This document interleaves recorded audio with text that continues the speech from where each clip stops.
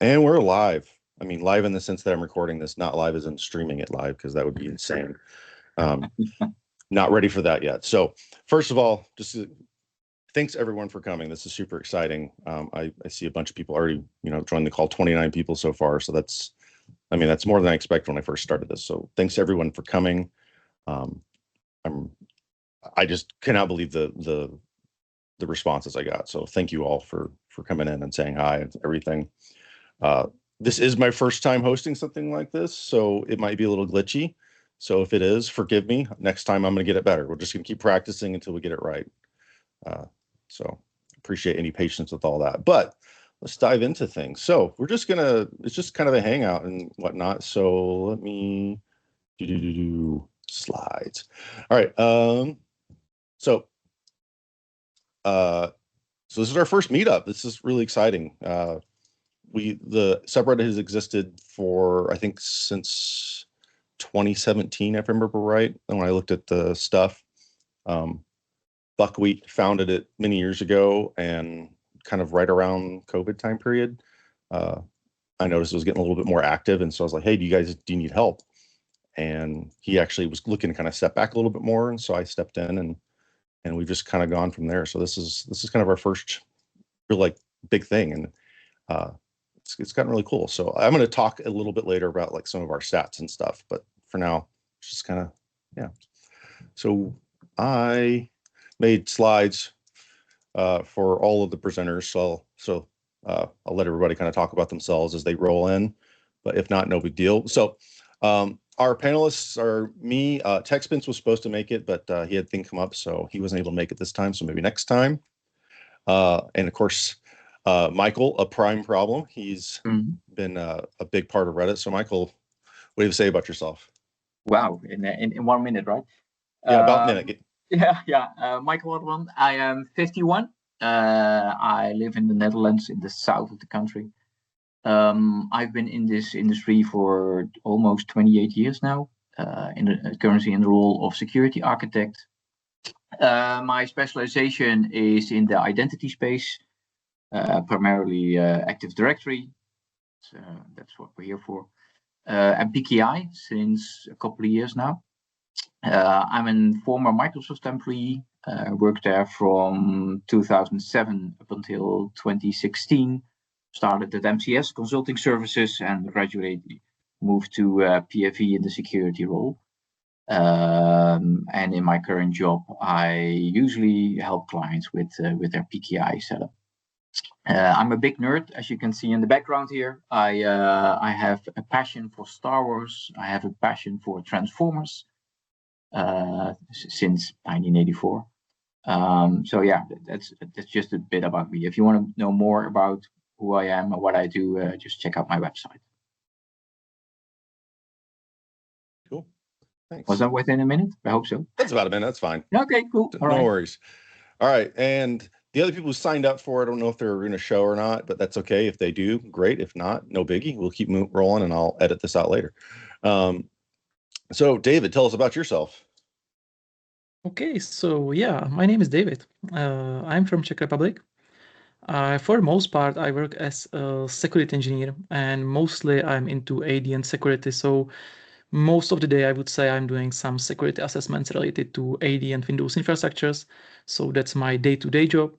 And I'm a newcomer compared to Michael, of course. So I have been in the field for like 8 years, and I got my MVP last year. So I'm really just, let's say, new to this thing in comparison to Michael. And I'm also founder of Horizon Security, which is something I do, and I try to give back in form of some kind of articles and posts and things like that. So that would be my my background, I would say, for now at least. Cool, thank you. If you had planned on being a panelist and you're not in the spotlight or whatnot, or not able to show your camera or something, raise your hand and I'll track you down. At any point, if you want to speak or comment on something, the chat's being kind of screwy right now, so that's something I haven't figured out yet. But put it in chat, and if one of us sees it, we'll highlight it. Otherwise, just raise your hand and we'll try to go grab you when you see it. So the raise your hand thing is the raise your hand icon if you're not used to Teams.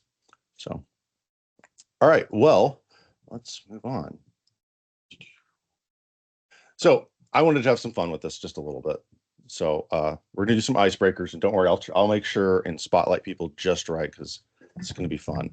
But I didn't want to do traditional icebreakers because who likes a traditional icebreaker? So we're gonna have some fun. I am going to test your guys' knowledge, and unfortunately for you, George isn't here yet, or whatever, so he's not gonna be able to answer all the hard questions for you guys. So, you guys ready for this? So there's rules though.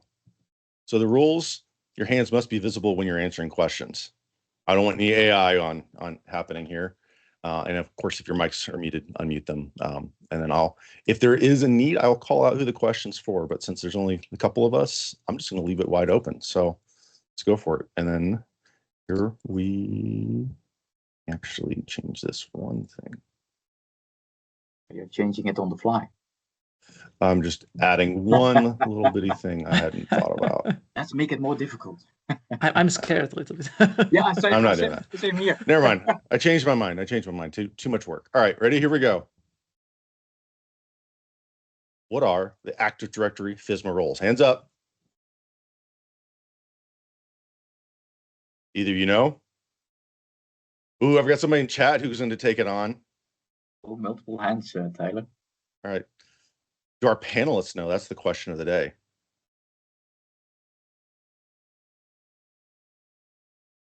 By heart? Oh, no. By heart, yeah. Yeah. All right. Let's see. I've got hands. Who was first? I don't know. It's not showing me who's first. I believe it does. It says a 1, 2, and yeah, 3. I'm not seeing that for some reason. Oh. Teams just doesn't like me. It's okay. So the number 1 is PB, and it's Paul. Paul. All right. Yeah. Paul, I'm going to let you do your thing, so you should be able to speak or turn on your camera if you want to. So go for it. Oh my God. No, I have not silently checked another window, used another window to check it. I just thought it was so demotivating that nobody was raising hands. So that's why I raised my hand before I had all the answers together. I don't have them together yet. That's okay. Let's see where we get. Infrastructure master, RIT master, PTC emulator. Then we get, come on, what do we need? Starts with an S. Yeah, you've got the domain ones. What you got? Get to the forest ones are ones that left. So then we have the forest ones. A schema master, of course. That's forest. The one everybody forgets about because you never use it. Yeah. Did I say domain naming? That's forest. Domain naming. There it is. Yeah. Cool. All right. I didn't look there, but somebody already. It probably took them too long. My answers. Yeah. Okay. No, you did great. Thank you. No, I didn't. Hey, do we have goodies for them? Or goodies. Eternal fame. If you're on the subreddit, ping me later, and I'll give you a special flare or something like that. Cool. Okay, so I'll switch off my camera and mic again. That's how we're going to play this game, right? That works for me. I like it. It's a good plan. Like I said, we're just having fun. All right. See if the next one. You guys ready? Here it comes. Yep. What is AGDLP/IGDLA? All right, Satabrai, I saw your hand up first. Let's see if our panelists know, and then I will. You'll be next.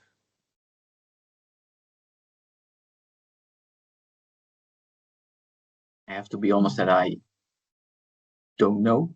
You, David? I have no idea. No idea. Oh, my God. Like the DLP, okay, but otherwise, no. All right. So if you don't want to go on camera, lower your hand. Otherwise, I'm going to put you on. I'm going to enable you to go on camera. Oops. So Satabraya was the one, if I'm pronouncing that right. I'm sorry if I didn't. Satabrata, excuse me. All right. Show me if you can. You can. Yeah, Tyler. I'm good. I can go with that. All right, hit it. Yeah. So it's basically the group actually. I mean your accounts, then groups, and then your like groups means your accounts, then global, then DL, then permission. I mean it's your first is accounts, then your global group, then your DL group, and then permissions. Access Nailed rights. it. Nailed it. Awesome. Yep. Yep. Okay. That's like tiering. You use that a lot in tiering, and also it's just a good thing to remember. It's a tier 0. I mean like now we are following the tier model of the Microsoft, right? So that's the permission criteria to go for that. Yep. Wow. Cool. Thank you. All right. Wow. I'm amazed. That's really cool. Yeah. Yeah. All right. And all right. Do one more, and then we will close it out. What is ESC4? Oh God, I know this.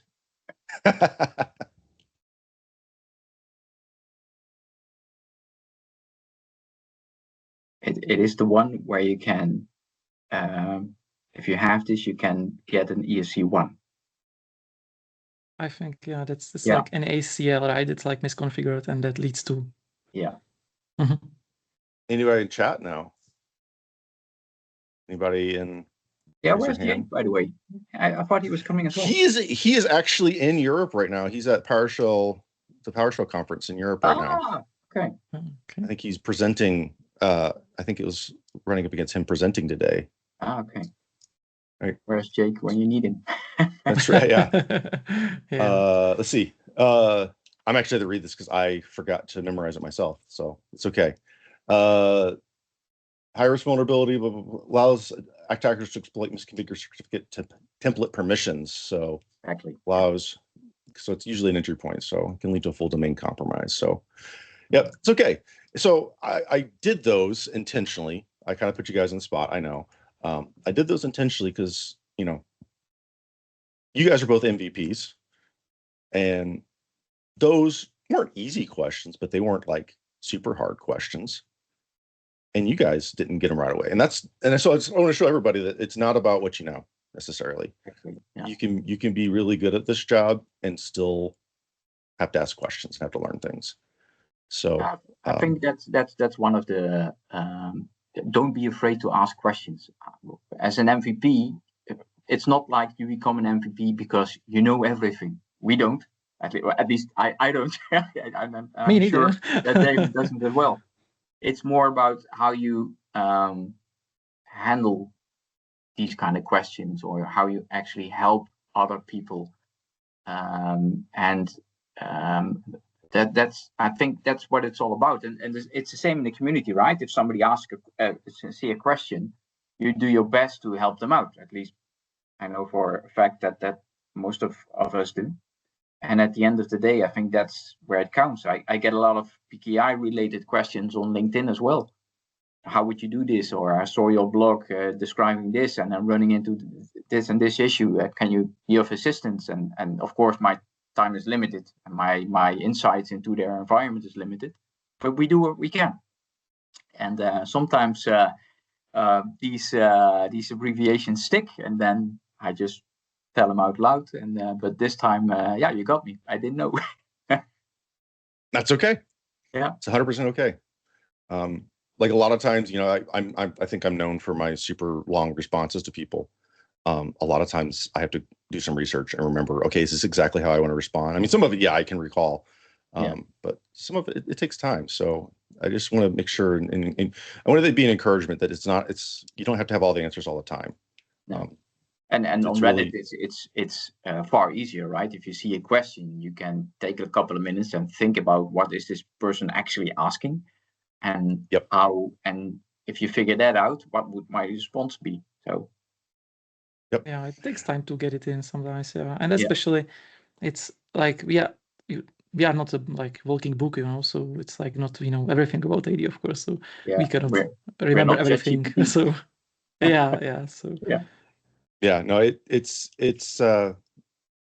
takes a lot to kind of, you know, to memorize a lot of that stuff. And I mean, I think a lot of times in IT, you don't get paid for what you know. Sometimes you get paid for knowing how to get to the right answer. yeah. Yeah, Exactly. or knowing the right people that know. Yeah.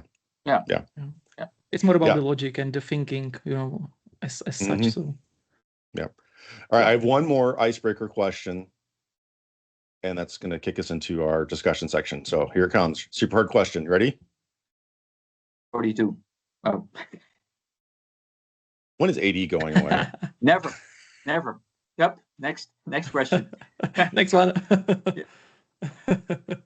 Well, my personal assumption is that it will be around for at least another 10 to 15 years. Yeah, that's my personal assumption. And it will be, well, it will not be gone completely, but it depends on where the world is going and what we actually need. Because what I see, I don't know if you guys see that as well, is there's a shift going on from cloud back to on-prem again. And that's a cycle that occurs like every 10 years or so. But now we're more, and look at the Service Summit we had. What was it, a month ago? They actually said that Microsoft sees this as well, and we go more hybrid. That's the way it works. So I think AD will play a major role for at least 10 years to come. I'm thinking very similar numbers. That's my opinion. It's not based on fact, by the way. No, I'm thinking very similar numbers as you are, because also from those customers' environments, you know, bigger productions like automotive and hospitals and places like that, like it's not going anywhere anytime soon, because those old garage style applications, you know, you just cannot do anything about it. So, and these are bigger, like the biggest companies, you know, and they just will be using AD for next 10, 15, maybe 20, I don't know, years. So. All right, Chris, I saw your hand go up. So what are your thoughts on the subject? I've unmuted you, by the way, and cameraed you if you wanted to do that too. I think that it will be here for a long time to come. So like many of you, I'm sure, I don't have a traditional software development background. I was one of the many folks that got yoinked over into cybersecurity in the 2010s when cybersecurity decided, hey, AD is sexier than just back office infrastructure, and we'll give you a budget, we promise. That part never panned out, but the part where we got yoinked over to cybersecurity did. And one of the first contracts that I took was actually for Fidelity Information Services, and it was third shift, and I was having to work on AS400 mainframes for Europe. So it was before I had actually decided I wanted to specialize in AD, when I started looking for greatest common denominators. Why am I giving such a long-winded answer? Because in even 15 years ago, I was still working on mainframes. This is something that many companies thought, oh, this is going to be gone, very soon. And so I've dubbed it the millennial mainframe. None of my former colleagues like Jake or Evgeny have contested me on this. So this one's mine. But no, I think it's going to be here for a long time to come, at least Evgeny squared. I would say we're in the saddle for another 25 years. And then despite the very deep cuts that have happened at Microsoft recently, shout out to all those who have been affected, they have made really positive changes to what they're looking at doing for like future DFL and FFL upgrades.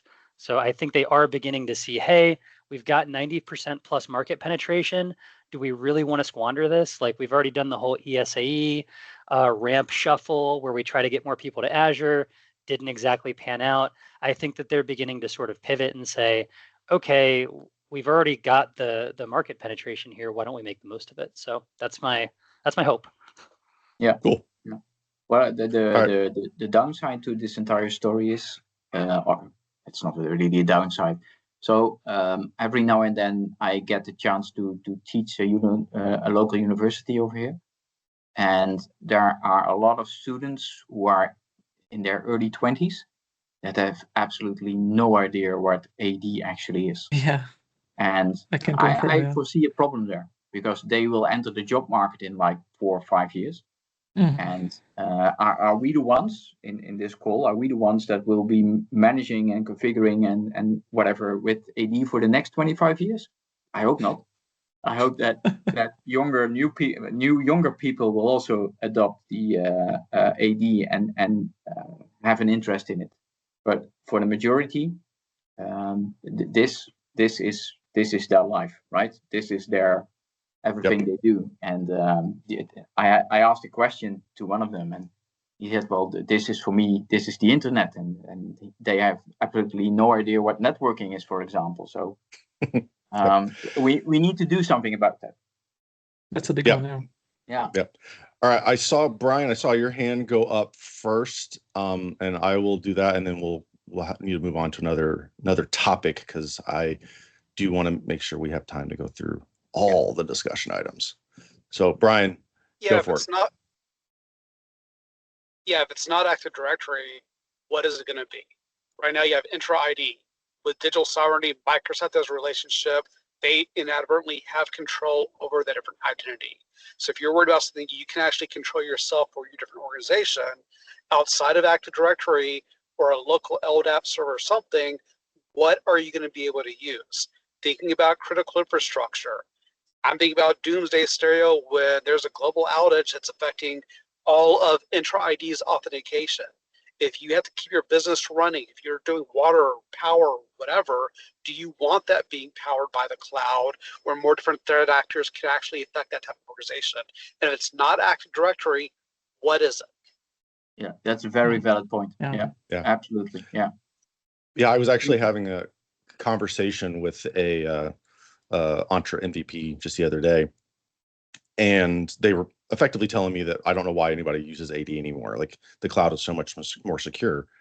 And I kind of like, I mean, it can be, but I don't know about, I don't know about you guys, but the Entra environments that I've seen, they're repeating basically the exact same sins that were repeated in AD 20 years ago. Yep. So, yeah. And it's Brian, you're still hot, man. You can go. What a lot of companies think that is happening is that, okay, so I have this bag of money and then I'm paying Microsoft every month and that's it. I don't need to do anything. And or the discussions, and you probably recognize this. Well, Microsoft is backing up everything that I have. No, it's not. No, they're not. So Well, I think Intra is hard. Active Directory is hard. We're losing people that can actually understand the different relationships. The expertise of training people is getting more difficult right now. So personally, I'm a doomsday type person. I'm worried. More attacks are happening with AI. They're going to be affecting our different organizations. You can't trust just Intra ID. So we need to empower and educate people to understand how this stuff truly works, because you cannot rely upon AI for traditional plumbing. We need more plumbers out there to keep the stuff working. If not, if you're like me, we all need to start doing a little more doomsday prepping to prepare for your own stuff, because this world is pretty brittle that we're looking around right now. Yeah. Agreed. Yeah. All right, Peter, I've seen you put your hand up a couple of times. I'm gonna let you go live and then we'll transition off to the next topic right after that. Hi guys. Hello. Hi. Hi. Yeah, I agree with a lot of it's been said. My biggest thing is I've spent the last couple of years doing Active Directory security posture reviews and remediation, right? With various tool sets, Ping Castle, Purple Knight, other such things, some custom scripting that I've done. And a lot of attacks into Intra and Azure start with on-prem AD, right? Okay. Yep. The problem with on-prem AD, and in fact, I wrote a white paper. It's on LinkedIn. You can find it. Peter Johnson on LinkedIn. You can find it. It's a lot of it is actually ADs. Somebody mentioned plumbing. ADs become a bit of plumbing. It's a bit like DNS. It's not sexy, and nobody thinks about it until it doesn't work, or it's used as an attack launch point into your environment, right? Yeah. The attackers get in. The first thing they go after is AD, because in most cases, the accounts that have got privileges in Entra are sourced from AD, which I think is a fundamentally bad idea. Okay, role separation. But the point is that, and somebody mentioned about lack of resourcing. There's not all the guys who were AD people have now gone to other things, right? And AD is sort of been forgotten about, and has got up to the cloud. But it's still the foundation on which stuff is built, right? And you mentioned it, Michael, these 24, 25, 26-year-olds coming into the industry now. They don't know anything about AD, and they try and customers go, we don't want any AD on-prem, so they try and migrate domain controllers into the cloud, and they make a complete hash of it, right? Yeah, that's correct. Yeah. And I always say to people, and I've got myself into trouble once or twice, but I always say, customer will say, we're completely cloud. And I have to say, do you have domain controllers running in Azure as VMs? They go, yes. I said, you're not cloud. Yeah. And they get very snotty with me, eh? Yeah. But yes, I mean, and it's just been proven what somebody mentioned about Microsoft. I mean, they've just released the new 2025 server with a new functional level for AD. Yeah. Their own support That caught models, they've got everybody looking off at for guard. at least 10 years, right? Yeah. So, and that's what they actually said in the last summit. Like, AD is not going away, and there will be some major enhancements in the years to come. So I think we could. So it's a fascinating area, and I see less and less AD skills. And what you find to happen is guys they come in for an interview, and you sort of do know AD. Yes, you turn out they've run 1 or 2 domain controllers. I've come from environments where it's like 243 domain controllers, and that's a completely different skill set. Yeah, and that's becoming rarer and rarer, right? Yeah. I said in the chat, it's a bit like being a COBOL programmer back in the day. You know, you can make an awful lot of money because nobody else knows how to fix it. Right? It's one of the questions that I usually ask during an interview. Somebody's in front of me. So, do you know the lifetime of a TGT? Yeah. Yeah. You know? And I only had one guy answer correctly. One from God knows how many. So we have some work to do there. But I mean, if you my two technical mentors used to do a lot of Active Directory training. Okay. And so I've learned a lot from them, and I keep learning things all the time. Yeah. And if you really want to mess somebody up, if somebody guy comes in for an AD role, you know what you're talking about, you can make life very difficult for them because there's some really obscure bits of pieces in AD. Where you guys go. Yeah, you can really quickly like stump the chump with AD questions. I mean it's not hard.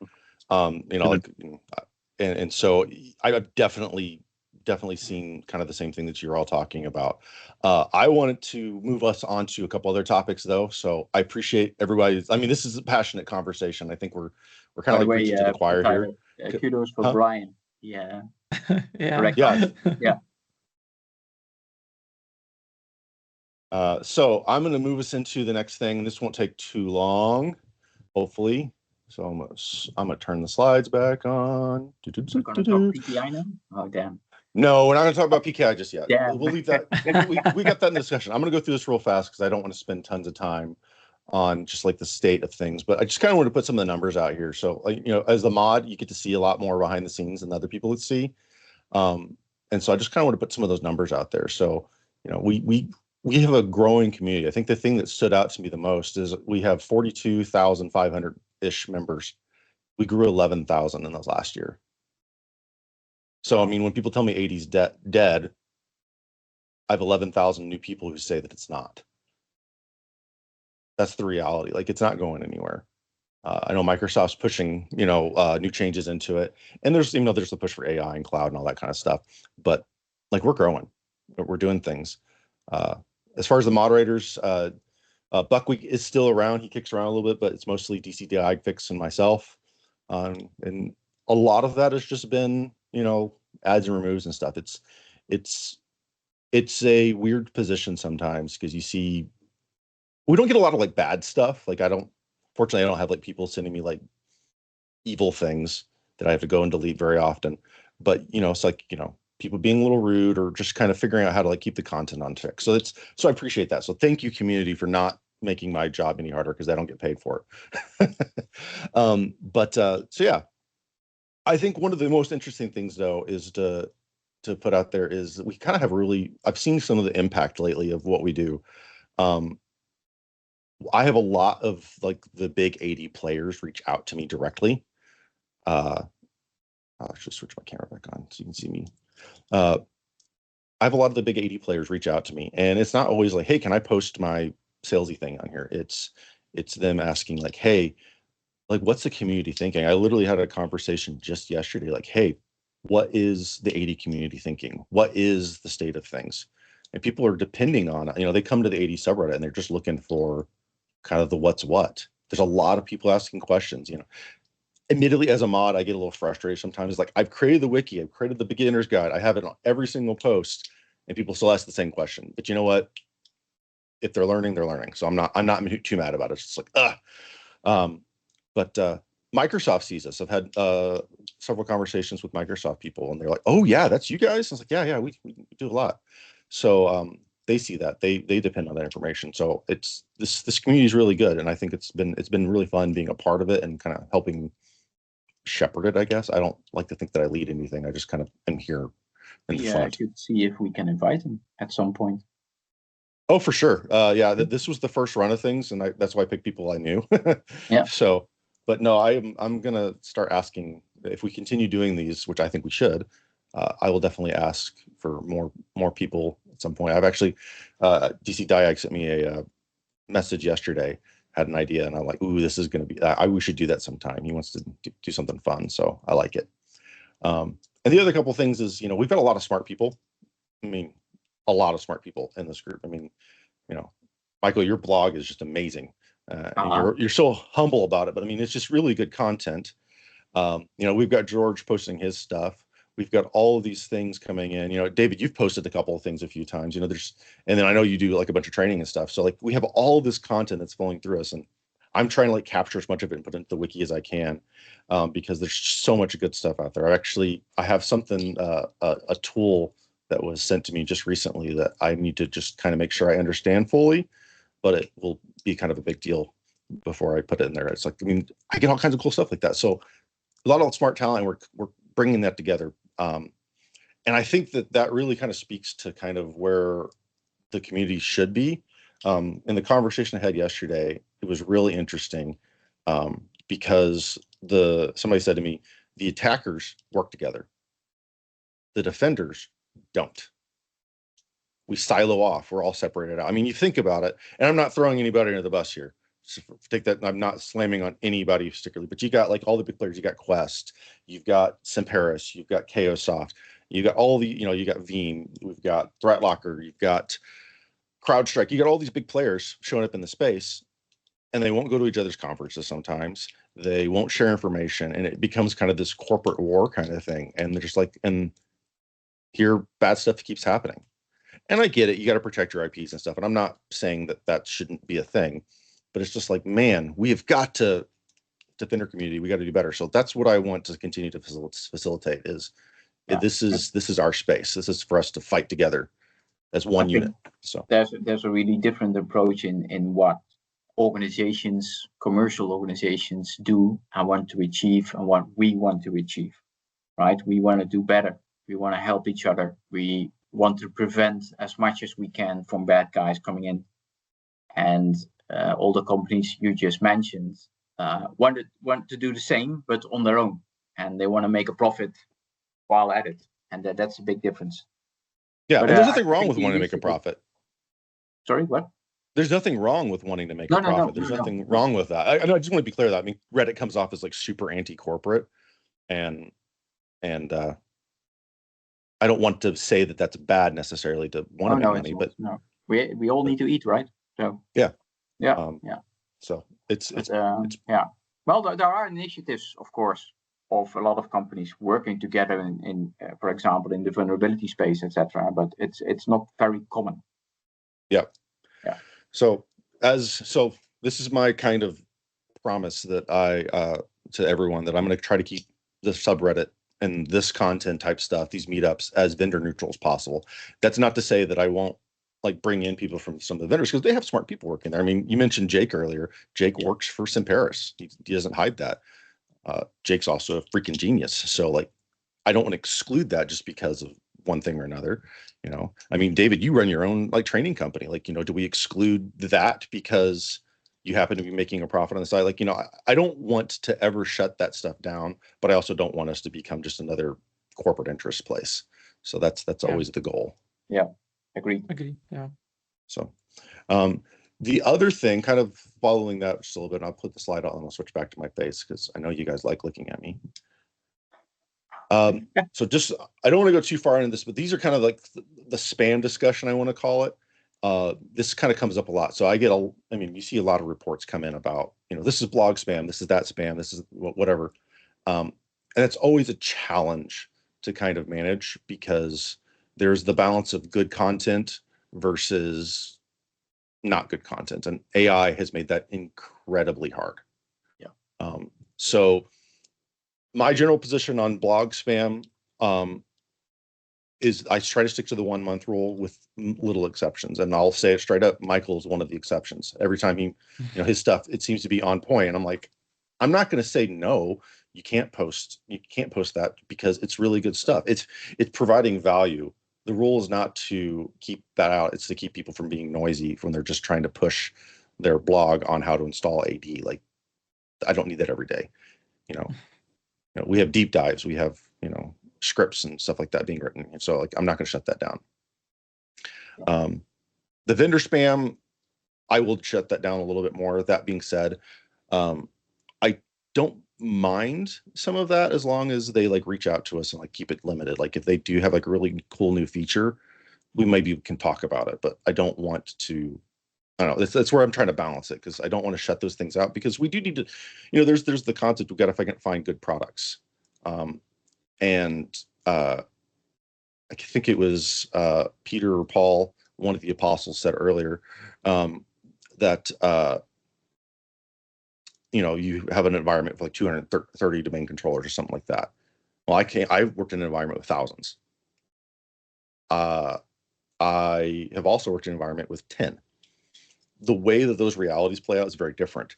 That company that's got 10 domain controllers has the exact same security problems that the company of 1,000 has. They're just not as magnified. I mean, obviously there's going to be scale, but like, they still have to protect their ID. They still have to protect their identities. They still have to protect their products. So how do we balance, like they don't get the same vendor visibility that some of those other companies get. I think that's maybe kind of a space that we can also provide is like, hey, we can kind of do that. And I try to talk to anybody who reaches out to me. So, so I will definitely keep that down, but just know that I am talking to vendors, but never like in a salesy sort of way. Like I'm not going to buy your stuff. If you want to talk to me about stuff, fine. But let's like try to make it helpful for everybody. And that's why I will throw a bone to anybody who releases something for free. That's good. So to the vendors who are listening, free trials are okay as long as when they're done, they're still a usable product. That's always going to be the rule. So if it's not a usable product, if it's just a trial that ends, we're not going to let that promote too much. So that's just kind of that kind of thing. The other challenge we're running into is AI stuff. There's been a lot of like AI slop. I know Microsoft doesn't like me using the word slop, but they can get over it because that's what it is. This is a challenging spot because there's AI slop and then there's AI augmented like tools. For example, I wrote something just recently. I can't do JavaScript. I'm not a JavaScript guy. Okay. But I wanted something as a web page. I fed it in AI. I cultivated it. It's a pretty stinking good thing. I want to share it with people, but also people, this is AI slop. And like, it's not because you put effort into it. Like just because I don't know the underlying language does not mean it's slop. That being said, if you're going to run something on prod, you should definitely know what it's doing. So like there's like a balance there. So we have to find that out. Call out AI stuff. We're going to continue pushing on that. If you ever have thoughts about that stuff, reach out. And I said it earlier, my integrity is something that I always want to keep. Community's integrity. It'll always be community first, never corporate first. I mean, the only corporation we're pushing here is Microsoft because of Active Directory in general. But like even then, I'll tell them that they're just not doing it great. So that's kind of the here and now. So, all right, enough about that stuff. Let's switch into our kind of Q&A section. So I've got some people submitted some stuff. We got a few minutes left here before the thing goes. Before we run out of time. And we can, I mean, I've got no problem going a little late if that's what people want, but I know that Mike, Michael, you had a conflict, so that's fine. If you know, Yeah, I can sit there and answer questions all day. So if you have a question, just raise your hand. I can't see the chat. I'm not sure why that is. I've been trying to figure it out on the side here, and I'm just gonna give up on it. So if you can't put in chat, if anybody else can see it, I can call see it it. out. We can see it, Michael. Yeah. Cool. Other than that, I'm going to pull up on the side here real quick. I'm going to pull up the questions that were submitted in advance. So thank you for those who did, and I will start kind of going through them. Oh, I did want to address one of them real quick because I think it was better to do with a kind of a quick slide. So I'm going to throw this up here real quick, and we'll talk about it. So one of the question was how did you get started in AD? And then there's also a question about like home lab, and that's literally all it said was home lab. So I'm guessing is like, how do you home lab this? So I felt like this was a good place to kind of jump into just some resources on that. If you want to learn AD, doing it's probably the best way. Yeah. Unlike the cloud, and FYI, I have nothing against the cloud. My biggest thing with the cloud is the cost entry. To get good at the cloud, you have to pay money. To get good at on-prem AD, you download an ISO and put it on a disk somewhere. Like it's the barrier to entry is so much lower, and so you can learn so much faster. But how do you get started with AD? Just practice it. There's a lot of resources out there. The big one I'm going to push is our wiki. I have the entire MCM like link list that they sent out for the Microsoft Master Program. And I have tried to go through it 2 or 3 times and fix broken links and add new content to it here and there. There's also a beginner's guide that's always being kind of worked on. Please look at those things that help. As far as building a home lab, hardware sucks right now. Let's just say it. Yeah. It is the worst market for home labbing for computers I've ever seen. And it's tragic because it's holding people back in a big way. Yeah. That said, you don't need a whole lot to get off the ground with a lab. If you have a laptop, you can run Hyper-V on. You get 16 gigs of RAM, which is not that much these days, which is kind of crazy to say. You can do a couple of VMs and you can learn a lot. So if you're looking at doing something though, look at the Start the Home has their mini tiny micro or whatever it is, basically buying used like Think Centers and using those as labs. I've got 2 or 3 of those work out great.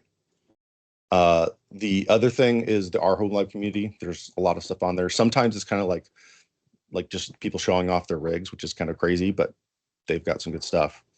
And then I put some kind of like lab guides out there. Ludus is a really cool kind of automated build everything for you.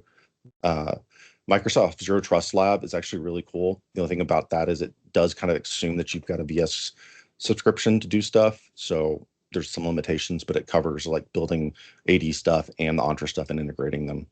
And who can't talk about the automated lab scripts that runs DSC to build a lab. All those are great places to get started. So that was just like the first, like that was one question, like that's an easy one to answer and it required a few links.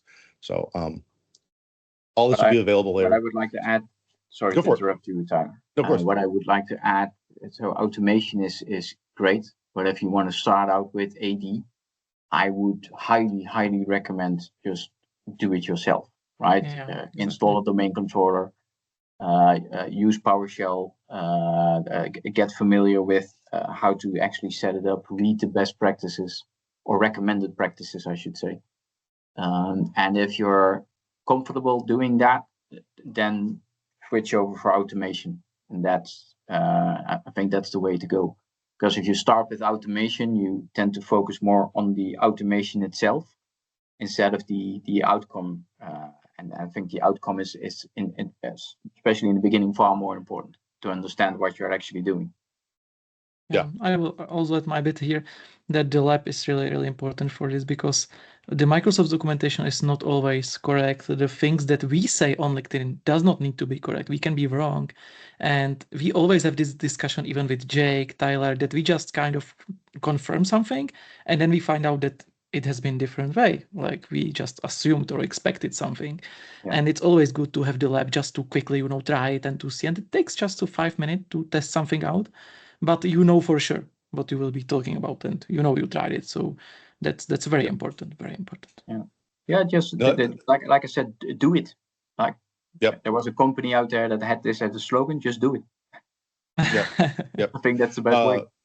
Yeah, I mean, David, you really kind of pointed out something there. Like sometimes the Microsoft documentation is wrong, which that's not a slam on the people who write the documentation. They're limited sometimes. But I mean, put it in perspective. Admin SD holder. If you've seen him on, we're talking about the user right now, the guy who bounces around. That's Jim Sikora. He is a really smart guy. He literally wrote a book on how admin SD holder and SD prop work.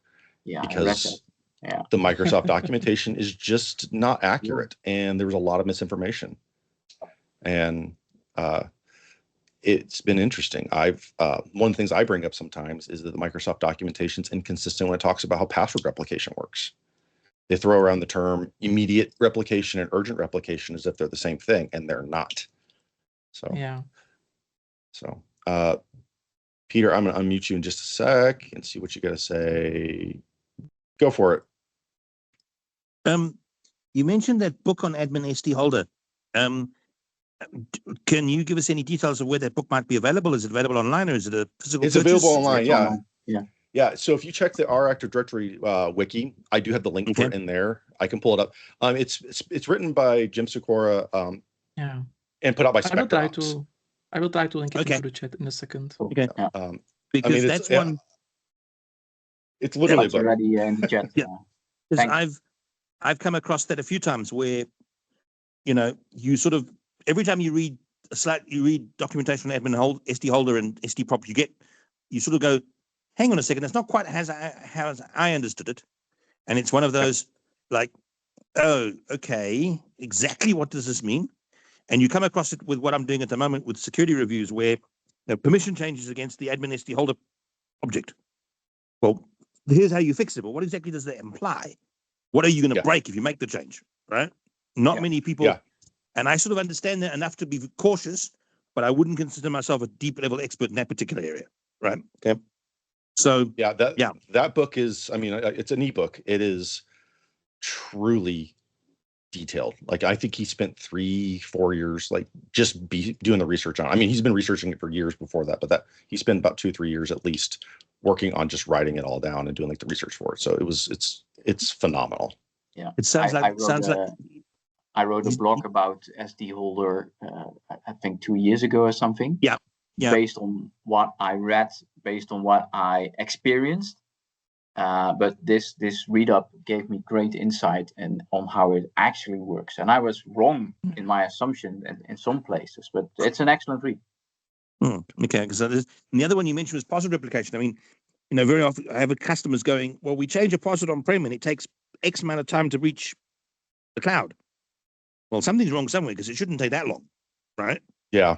And then you start thinking cloud in the mix, it gets complicated. Yeah. Yeah, but right, that's that thing of, well, hold on a second. They've done something weird to their thing where they've broken the urgent replication, right? Mm-hmm. Yep. So it's a lot of it is people not understanding the impact of what they're doing, right? And there's too many people with their fingers in AD. You've got guys doing GPOs. Well, hold on a second. This guy can link that GPO anywhere he wants. No, probably not a good idea, right? Yeah. So it's, and I keep learning things. I mean, I'm just going to mention one thing, if I may. Go for it. I came across a little while ago, which actually helped me out quite a bit. There's an attribute called it's MSDS External Directory Object ID. Okay, and what it actually is it starts user underscore, and then it's got the GUID of the synced object in the tenant.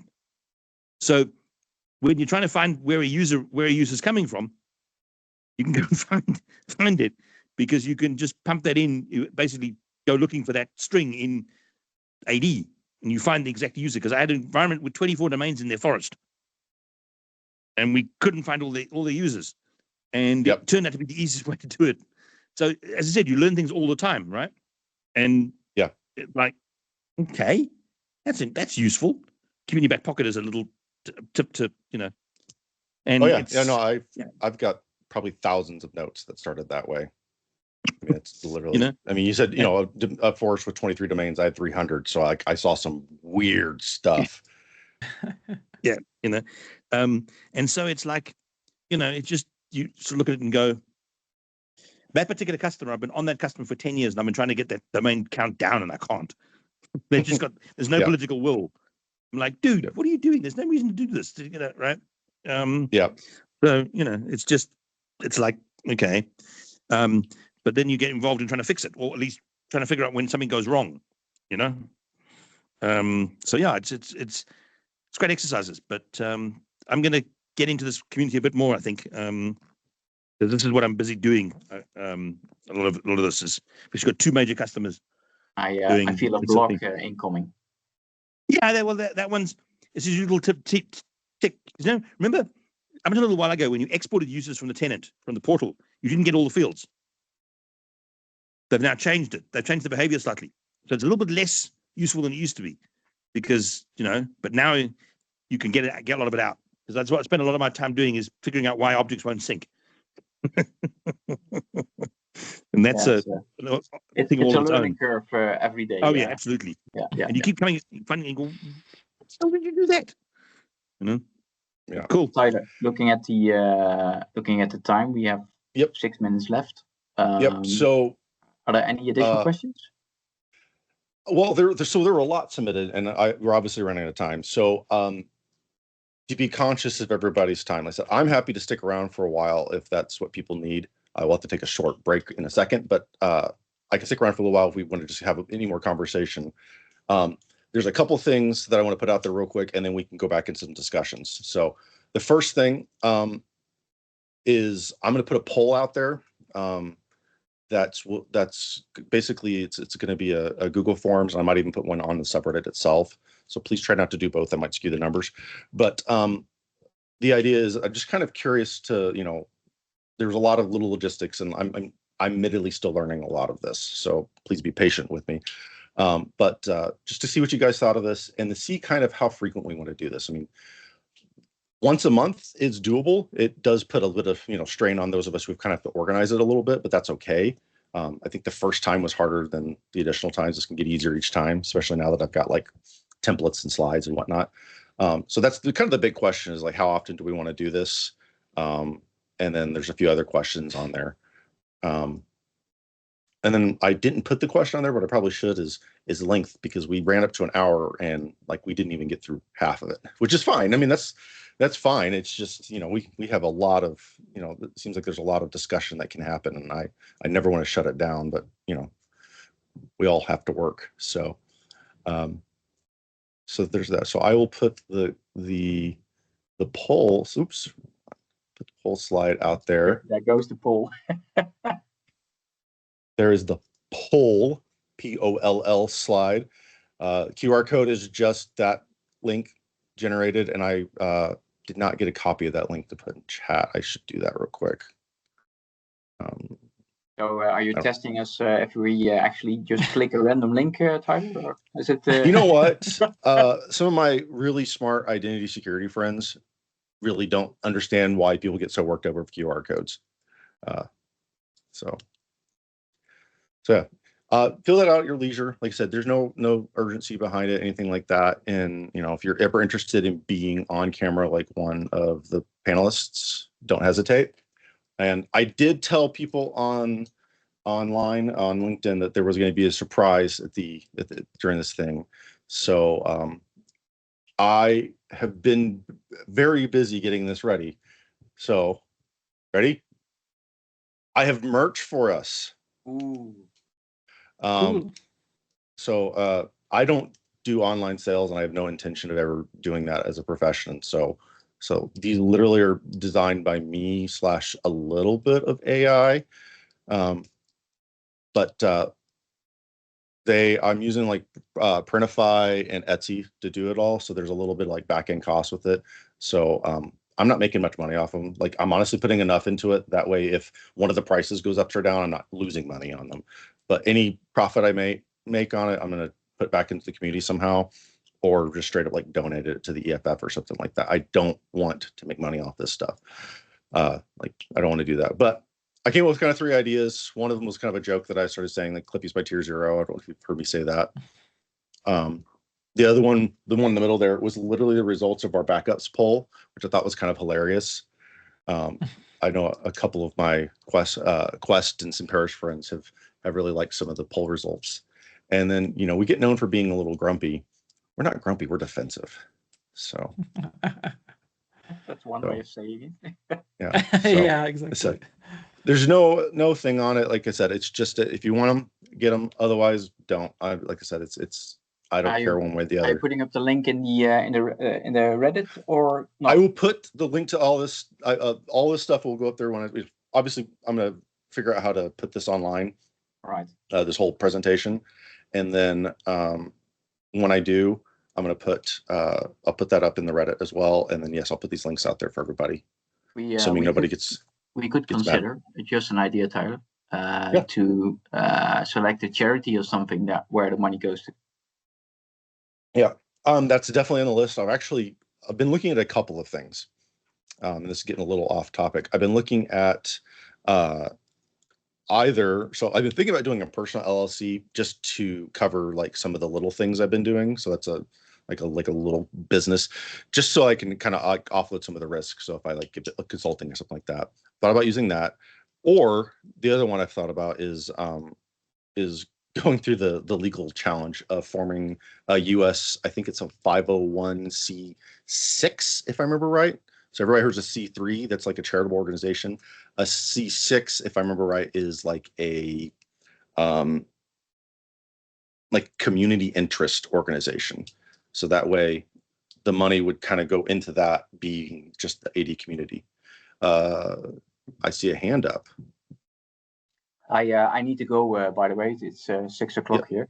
Yeah. Thank you very much. I had an excellent time and looking forward to the next one. Yep. Let me know in the forums what you guys want. Have a good Chris. one. Always good to see you, Michael. Bye, Michael. Take care, Bye-bye. sir. Tyler, just a thought there. I may or may not have recently blazed a similar trail. You have a mysterious third option. If you do it, you might want to do it out of Delaware. I'm not a lawyer, but you can do something called a benefit corporation, which allows you to keep profits, but gives you some sort of like fiduciary plausible deniability so that you can like protect your mission. So that could be an option for you as well. It's different from a B Corp. B Corp is like B Corp Labs, and they certify the B with a circle logo. But a benefit corporation is like a legally recognized entity, and you enshrine like your public benefit purpose, like within the articles of organization. So just food for thought. Yeah, I've been looking into I'm not a lawyer, and I actually been looking into doing some just little legal stuff, and like in the US, getting an attorney is extremely expensive for even like little questions. So if anybody out there is an attorney and wants to help me out, reach out to me. Otherwise, I'm going to continue to fumble at it until I figure out something. But I'm going to look into some options. There's also there's I can't remember, a lot of open source communities use they kind of have like I can't remember what they call it, but basically they use like a third party that kind of fills in the gaps for them. And so I've looked into some of that too. So I'm still pursuing that. I said, I don't want to make money off this. Literally, it's just to kind of benefit things. And I will happily show any of the numbers to people if you're curious, because I don't want people to think that I'm just making a buck off the community, because I never want to do that. But I thought it'd be kind of fun if we ever show up at conferences together to all have the same shirts or something like that. I think that'd be fun. So we're at time officially. So if you want to stick around and have a little bit chat, I think we can do that for a little bit. If not, I totally understand. I do need to take about a 2-minute break. So I'll be back in just a minute, and we will go on to the next thing.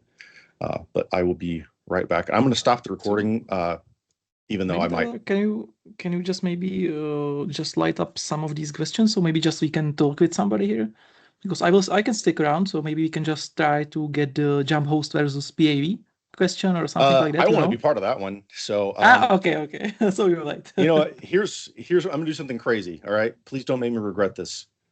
I am going to allow mic for everyone. So if you have a question, just raise your hand, and David, you can call on him, and you should be able to just talk real quick, and I'll be right back.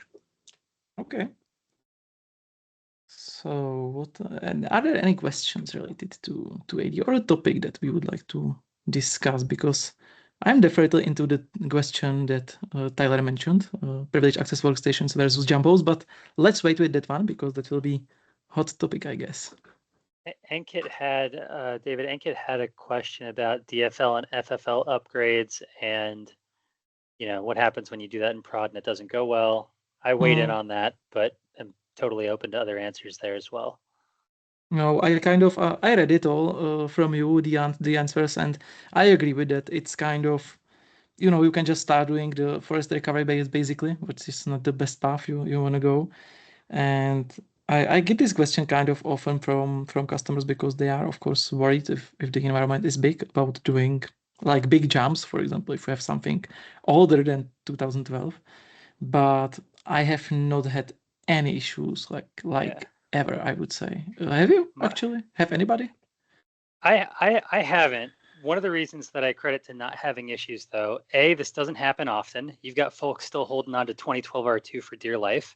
Yeah, Two, if you intelligently name your extension attributes, then you're ordinarily good. Like in my 20 years of experience, that's where you're going to feel the biggest speed bump is when you do an extension attribute and some contractor persuaded you to use MSDS and a prefix when they extended the schema, and lo and behold, there's like an exchange attribute that now wants to use the same name. I've seen that happen in theorycraft land. I haven't actually seen that happen in prod before, but I'm a big fan of generically named attributes for your schema extensions. You can always change the mapping later. So like when I worked for like a big Fortune 500 that I won't name, the thing that we went with was we used their ticker for their publicly traded whatever, and then it was generic attribute or extension attribute 001. And you can increment, you've got 999 at that point, and you can always change whether you're storing keys or whatever in that attribute value later. So to kind of add to that, the big thing, I actually have seen schema update issues in the past. So I think this is when you're talking about like the DFL, FFL updates. It's usually related around the schema attributes. And the only time I've seen it, you're close to what I've seen, is when they actually used the Microsoft OID range or like the DoD OID range. That's good. So a lot of companies in the past looked at the OID ranges and they're like, oh, well, I'm never going to sign a DoD contract, so why wouldn't I just use one of their attributes? Or Microsoft has this massive range, why not use one of theirs? And you run into a spot where you really, really, really put yourself at risk doing that, because once you add those things to the schema, there's no going back officially. Microsoft does not support removing things from the schema, and you can't do it traditional. There kind of are ways to do it, but no. So the big thing there is make sure, if you're going to add anything to Active Directory, make sure it's either a supported Microsoft schema or that the organization doing it has their own OID range specifically for that. The good news with that, though, is Microsoft even has scripts out there that lets you generate them that it would be like unique to you, because it uses GUIDs, which are technically unique everywhere. If you check out my GitHub, I actually took their old BBS script and I rewrote it in PowerShell to do just that. So if you ever want to look at that, you can do that. I also say, and I think Michael has a blog post about this actually, it is real easy to get your own schema range, like real easy. I did it, like not my company, me, Tyler, Pullman Jim, got my own. Go for it, Chris. The mics are live, so you can. I do have a question.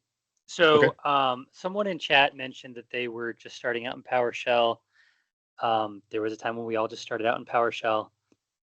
When I first started out in PowerShell, I was invited to the 2015 PowerShell and DevOps Summit and got to speak with a lady named Miss Chapel, but she was Jeffrey Snover's boss at the time. And I was a few NDAs away from signing some things that would have granted me access to the Active Directory module source code and let me fix it. Long story short, I wrote a 2,000 line of code user lifecycle management platform thing to help a company move or be prepared to move from SailPoint Identity IQ over to MEM, FEM, whatever they were calling it at that time. That's the context for my question. I'm just now getting plugged back into the AD community. I've been doing AD stuff on the side for a long time, but not in a public way like some of my former coworkers like Jake and Evgeny and stuff like that, and George. Has anyone fixed this problem yet? The Active Directory commandlets themselves, like the functions within the RSAT module, they don't leverage the pipeline in a graceful way. There's stuff that does not work when you try to pipe one thing to another.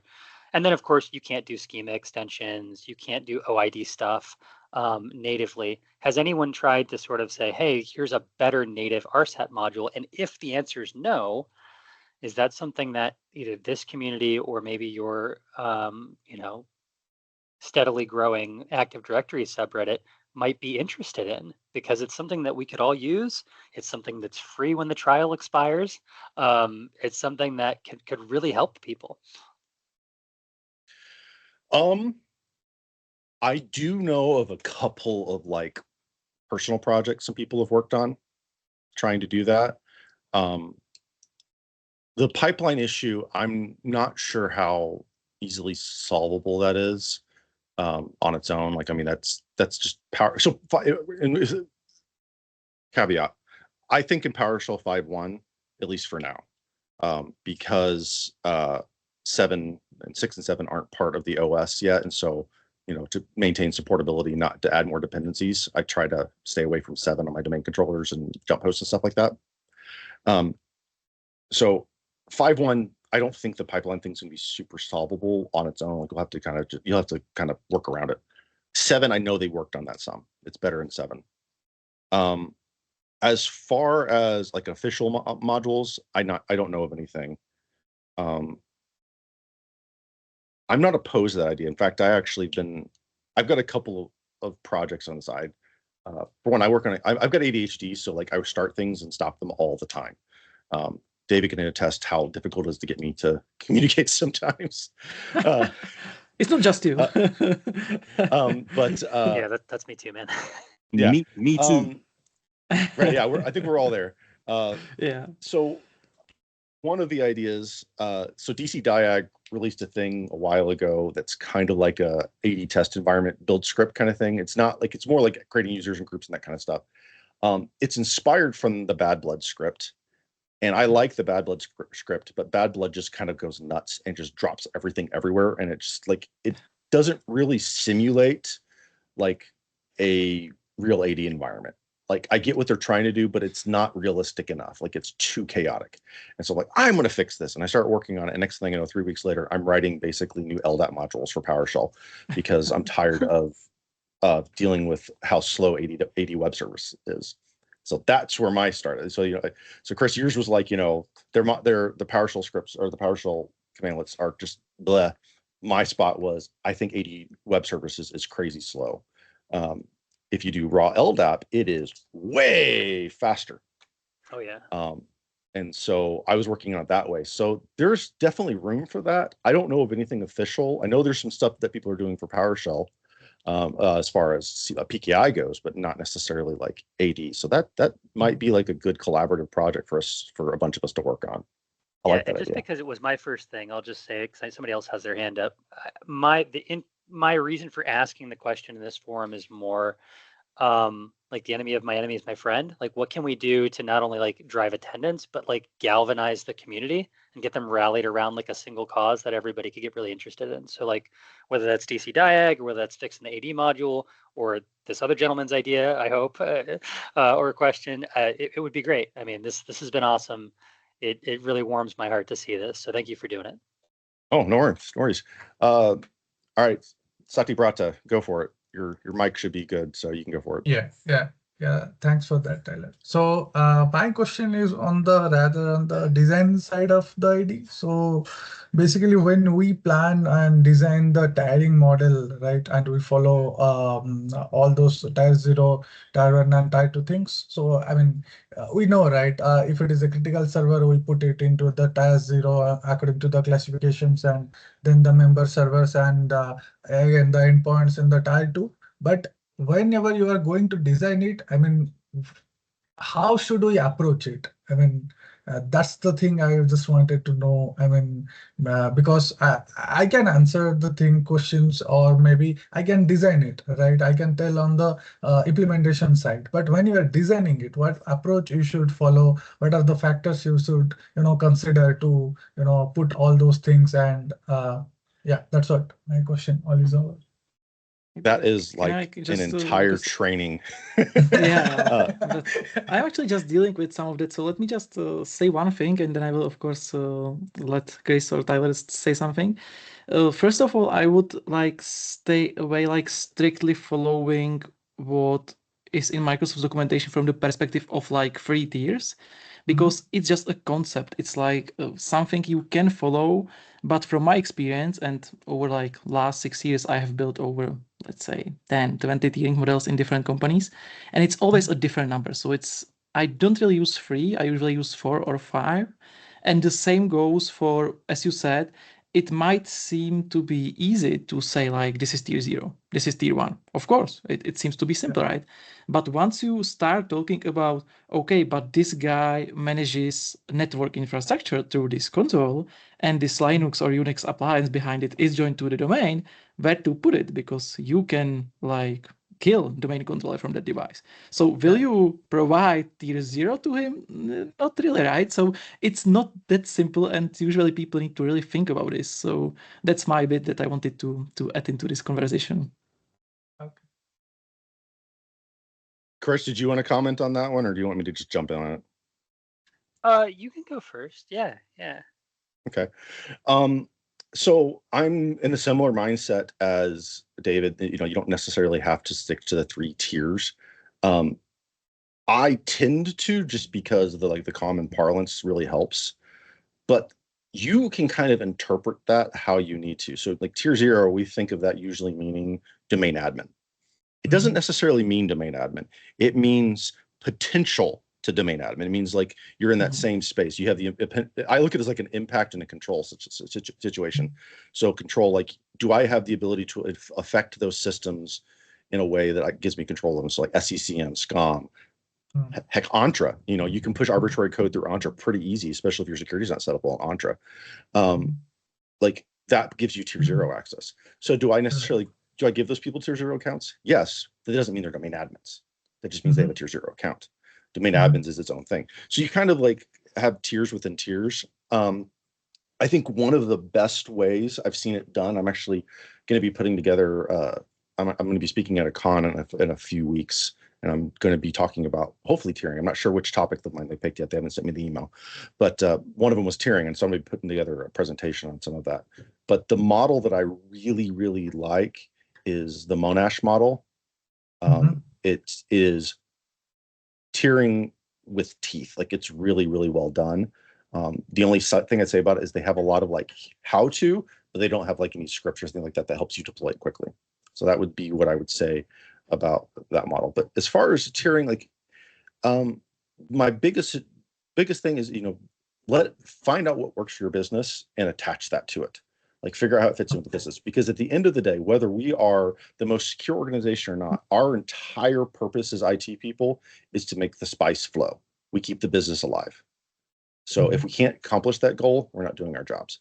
So look at what the business is, one thing, and then start with your most critical stuff first. Start with your tier 0 stuff and get that stuff hardened, because realistically, if you can harden that, you reduce your attack surface significantly, and then you can start working on the other stuff. So Chris, go ahead and jump in, and Peter, you're after him. And I actually have something to show along these lines that might help people too, if the community permits me, after this is all done, after you guys are done talking. So go, Chris or Peter, whoever wants to go first. So my apologies in advance to any vendors that might be offended by my answer. Hopefully the practitioners will benefit. This is near and dear to my heart. So I've been doing career contracting for like the first half of my 20-year career, and I did Red Forest implementations for a bunch of Fortune 500s. So that's me. I think that ESA's like retirement doesn't make a lot of sense. Entra runs on AD at the end of the day. Before I joined Sempris, which I'm not with them anymore, my final interview was with Microsoft. It still runs on AD under the hood, folks. So the other thing that I'll say is that in the 2010s, we were talking about assume breach. People don't like to talk about that anymore when it comes to tiering within the context of a single forest. AD 90% runs 90% of the businesses out there. It's where a lot of the scar tissue for an enterprise accumulates. And so chances are, if they've been in for a while, they're still there, and your tiering is not going to help as much. Your authentication silos aren't going to help as much. So when you're talking about design, it really, to Tyler's point, I think, depends on what's palatable and acceptable to the business. For individual practitioners, I think that we can be purists, and I think that's a good thing. I don't want to discourage that. We want the most secure solution. Often the business doesn't, right? Often the business is looking at their cyber insurance premiums. They don't want perfect to be the enemy of good and these types of things. But if you're really trying to design things, like if you have the opportunity to do a greenfield implementation from the ground up, then I would say most of the TTPs that work for threat actors in a typical enterprise environment don't work across a one-way non-transitive trust. Do with that what you will. But then the problem becomes, does the business have the appetite to support the cost of parallel privileged infrastructure? Because if you have the same underlying patching systems, if you have the same underlying PAM systems, then you're going to have a very marginal security benefit. So it's the difference between like real, like meaningfully and appreciably shifting left on the kill chain versus like, let's give like the CISO and the board a really warm security blanket when it comes to, do I tier within a single model, or do I do greenfield and actually build out a proper red forest? I will say that there's companies that I can't name that are Fortune 500s that decided to do this the right way, and they typically ended up with multiple red forests. So they ended up with one for their DMZ. They ended up with one for their user forest. They ended up with PAWS. They ended up with separate licensing for PAM and patching. This can be done cheaply. If you have a big fix license in enterprise, you don't need a big fix license for your red forest. You can get by with WSUS or something like that. So in short, just deprecated. Yeah. If you're not going all in on the cloud, which I don't think is possible, and I don't know that it's necessarily beneficial, given that Intune has some of the same tattoo problems that GPOs have, I think that it's worthwhile in the design phase to have an early conversation. Do you want to? I want to be careful here. Do you want to make recovery easier, or do you want to prevent the need to recover in as many scenarios? And so I think it's worth having that conversation in the design phase. And if they're not willing to have that, then sure, you can only do what you can do. So to kind of add on to some of that, I have been in the spot where I've been building red forest and stuff like that, and so I definitely agree with what you're saying. I know there's methods out there of doing some really interesting designs that don't necessarily do the traditional red forest model, but that are still like very similar. So hopefully some more of that information starts coming out. Most of the ideas I've seen have been locked behind companies, but as far as I know, the idea is still doable. Just, you can't use their code. So one of these days, one of us will figure out how to write some of that down so that you can actually do some of those models without having the traditional full-blown ESAE build out. Peter, what did you have to add to it? And then I want to show you guys something that might help with this a little bit. Well, I was just thinking about the tier 0 thing and what you put in tier 0. Okay, a lot of people forget about. I mean, I know I'm speaking to the choir, so I'm gonna say it anyway. I've always said that anything that manipulates identity should be tier 0, right? So AAD Connect absolutely has to be tier 0. Your AAD Connect boxes, whether it's AAD Connect or Cloud Sync, if you are still running ADFS, your entire ADFS infrastructure needs to be tier 0 as well, because you can manipulate the heck out of your identities if you know what you're doing once you get inside there, right? Yep. Okay. Don't forget your PKI. Yeah. Yes. Well, that's the one I'm busy looking at the moment. I've got a customer. They sent me a out of the blue. They sent me a purple night report and go, what does this mean? And what do we do with it?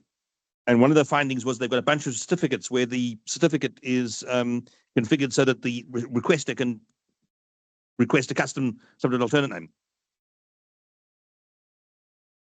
Ouch. Okay. You can do some nasties with that, right? Yeah. So, yeah. That's the one thing I would say that, tier 0 can be a lot more than you think it is. Okay. But it is also more than possible to over egg the pudding. What I mean by that is complexity is not your friend. If you can't visualize the environment in your head, you can't defend it. Right? Okay. Particularly without getting into some nasty tool sets, you've got to think about it from a perspective of saying, because very often when the guys get in, they've been there for a while and they know the environment better than you do, because you've tried to make it so complex that your guys don't understand it, but they can, right? Okay. Particularly when you said about attackers are now running in teams and you've got guys who specialize in AD security, right? Okay. So I think that's something to think about, is to go, right, okay, how far down the rabbit hole do I go, right? Before it just gets too complicated. And then you land up with people working around it to get their jobs done. Also, it's a problem. Yeah. Right. Yeah. No, that's an interesting. Yes, I agree 100%. Like we're seeing a lot of that, and we do need to be comprehensive. And I think that's, so when I did my talk at B-Sides, and I think that, we're going to get to the pause versus jump hosts, David. Don't worry, because I think it's a great conversation. But one of the points that I made in there was, when you're talking about tiering models, like I didn't want to focus on tiering models with when talking about securing AD, because tiering model becomes this massive time sink if you're not prepared to take it on. If you're not ready to go and really look at all of the things that could be part of your tier 0 space, it can be this tremendous undertaking. And the problem is organizations spend years on it, don't get it all the way done, and they've actually really not closed any security holes. So I would much rather a place put energy into making sure they have, proper baselining and, proper, just general security controls and a proper deep BCDR plan and this thing and that thing before they go all in on a tiering model that they're never going to finish. You have to kind of define those terms really well. And I think that's where a lot of places struggle. I did like what you said. And Dennis, I saw your hands up. I will get you in just a second. I like that you said visualizing is the problem. I think that's really, really interesting, because that was kind of leads into what I was going to show.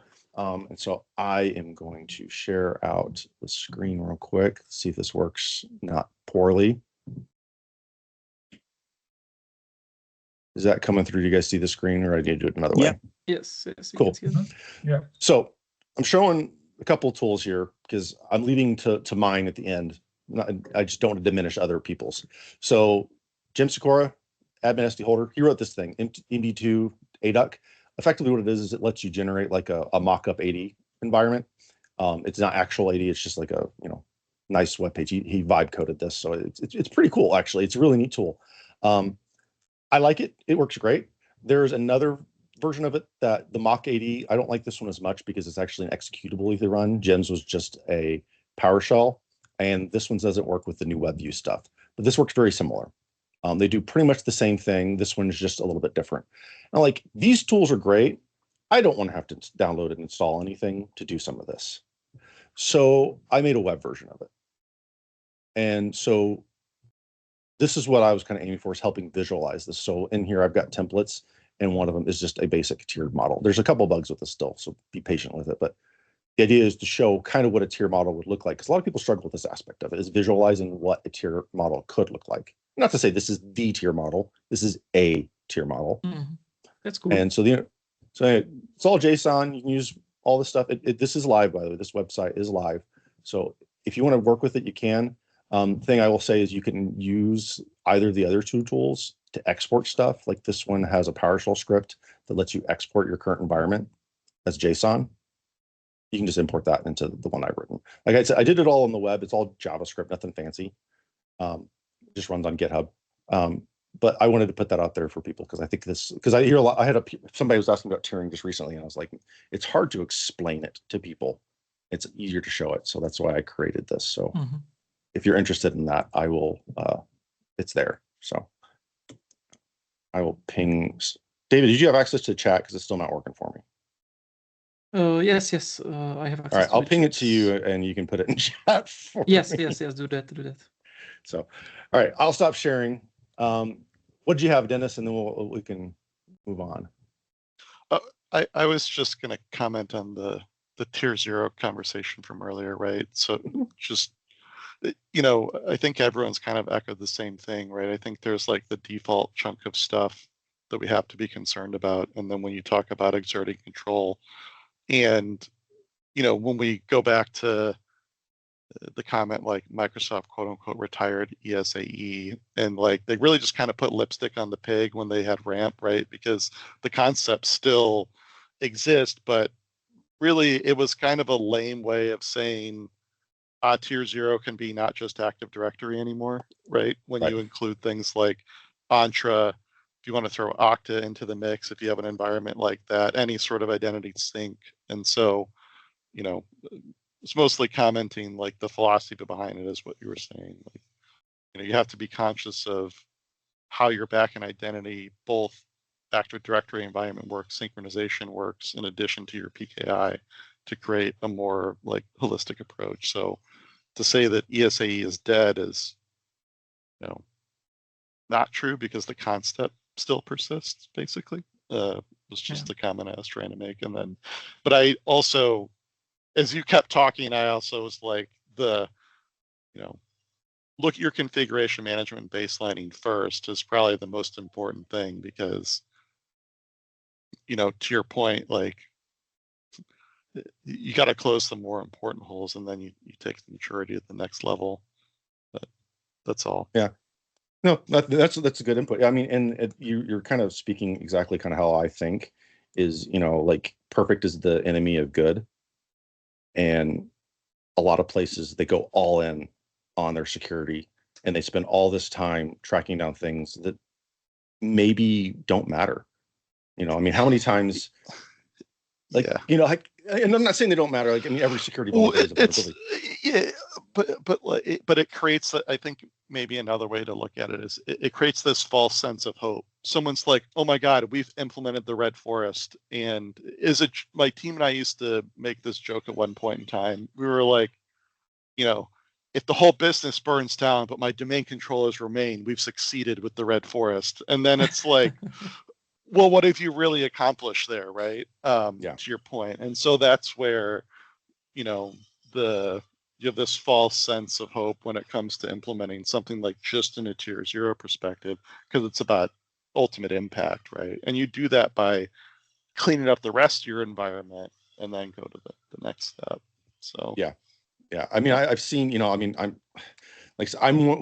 not a consultant. I actually, do this for a living and like manage my own environment and stuff like that. So like I have to deal with like some of the problems that like, consultants don't have to deal with, which I envy you sometimes, guys. I'm also not a consultant, right? Okay, so I'm just throwing it out there. Yeah. But one of the things, like, I've had to deal with, like, and I remember this really bad several years back when like Spectre and Meltdown were a big deal.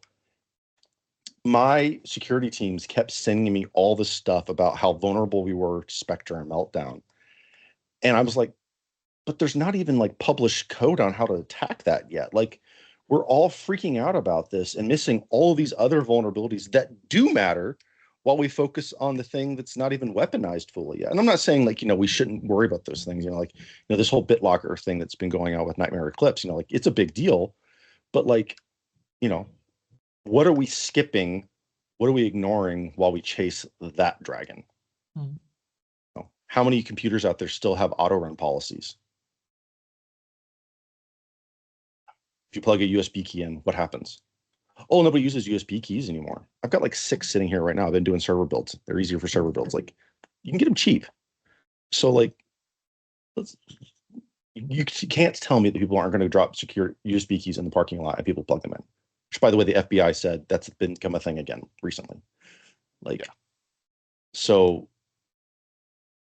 we, tiering ESE, awesome. I will always say that. I told a boss recently, I have nothing against the ESAE, but like, we're not ready for it yet. We're not ready, like, business wise. It's going to take us too long, and it's not going to be worth the struggle.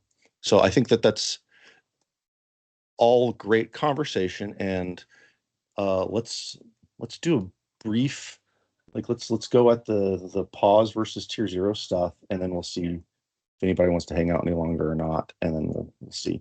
But we can always do a pause versus tier 0 thing, or a pause versus jump host again anytime, because that's a conversation that's never going to die.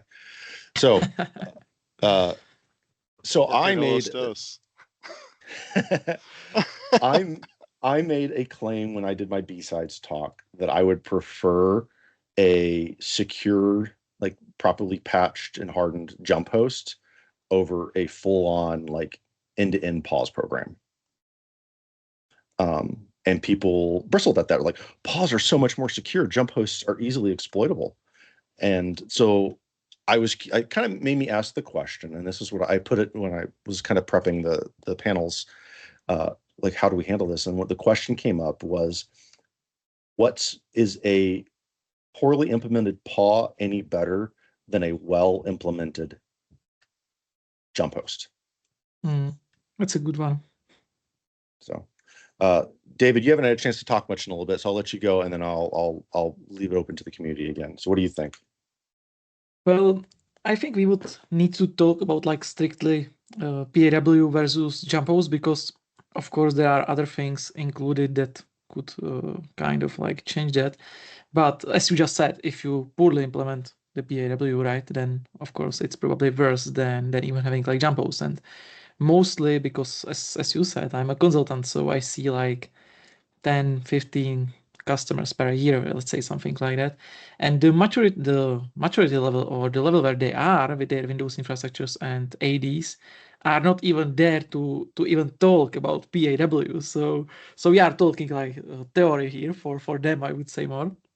But for me, it's definitely a PAW, like from technical standpoint, because there is like one specific feature of RDP which I really hate, and that's the MSTSC process caches the plain text password when the RDP is live, which means that if you are connecting to jump point from your basic workstation, there lies the password for tier 0, for example, in plain text in that MSTSC password.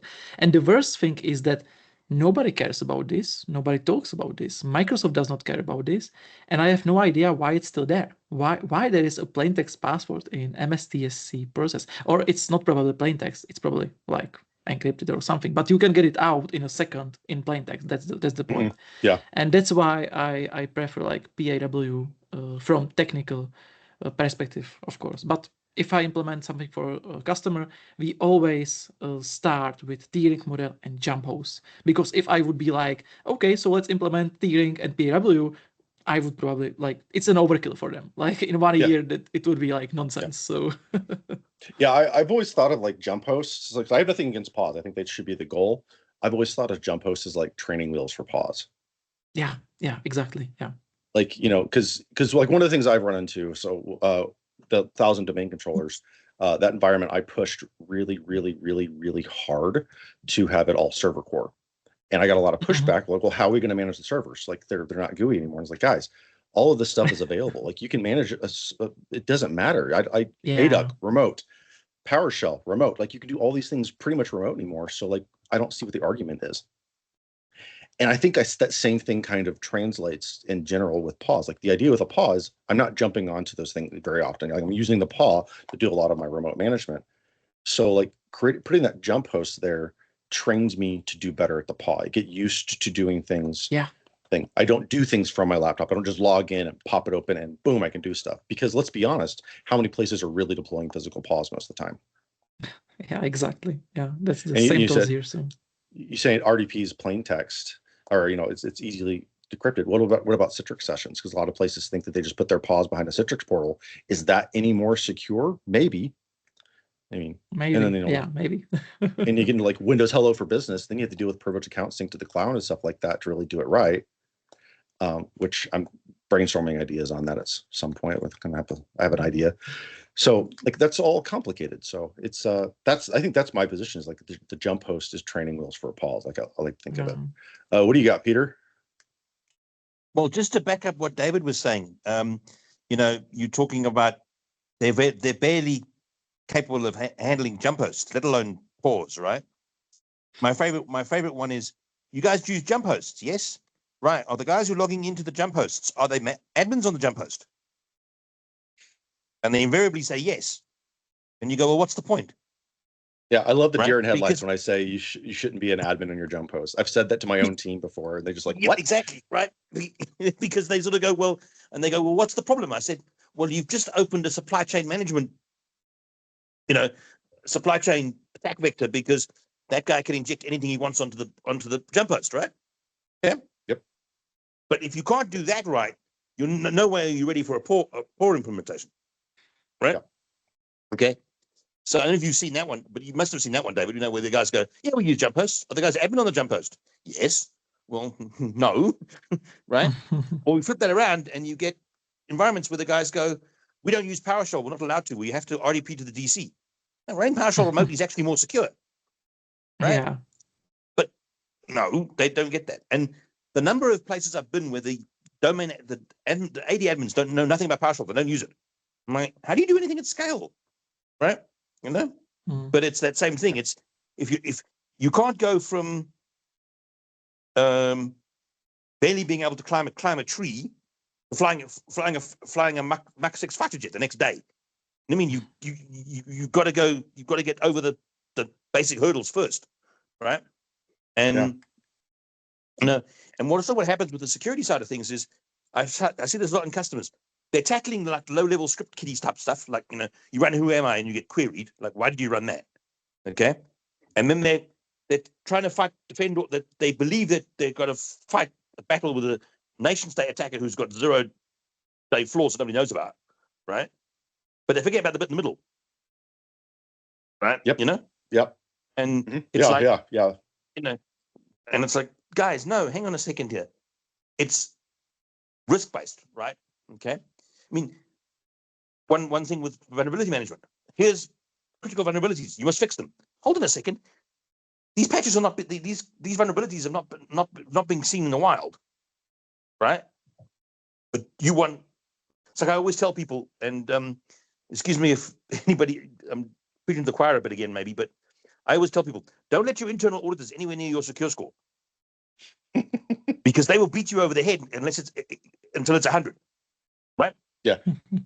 Well, it's funny, like I want to jump in just a second because you're jumping around something I've complained about a lot is how many security tools require me to poke massive holes in my environment for those tools to give me a report about how many holes I have in my environment. Yeah. So just for a bit of background, I'm in South Africa, and I had a customer here a couple of years ago.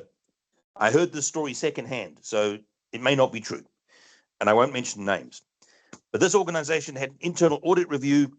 They got beaten to death because they had NTLM v1 was allowed on the environment, right? So they spent a lot of money basically getting rid of it. Next cycle of internal audit starts.